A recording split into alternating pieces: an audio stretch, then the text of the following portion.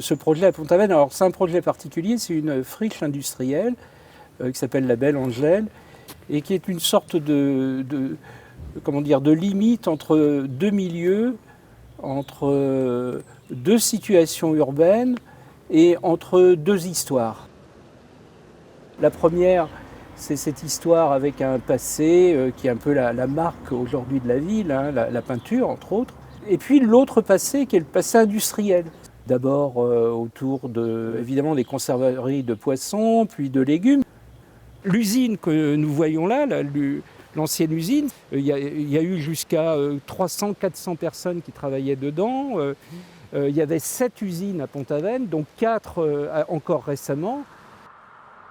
La relation à la vallée et à l'espace de l'Aven est en même temps assez occultée aujourd'hui par cette friche, alors qu'il ne demanderait qu'à être valorisé et redonner aussi une lecture à cette Aven fluviale qui ensuite va irriguer le territoire jusqu'à Rospordin et plus. Et cette nature qui effectivement a été très exploitée par les peintres, puisque le long de la friche de la Belle Angèle, nous avons le bois d'Amour, qui était le lieu emblématique des peintres de Pont-Aven à un certain moment, par Sérusier, Gauguin, etc.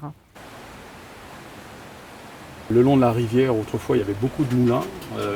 Pont-Aven avait une maxime, on disait Pont-Aven, ville de renom, 14 moulins, 15 maisons. Aujourd'hui, il n'existe plus qu'un seul moulin en activité qui fait travailler grâce à la rivière, à l'Aven.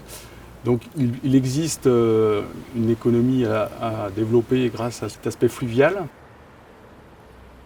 Là on est dans une des entrées et tout à l'heure à l'usine, c'était l'autre entrée plutôt rurale. Côté maritime, côté rural, donc c'est assez intéressant de ce travelling paysager entre l'entrée vers le port et puis l'entrée par l'usine.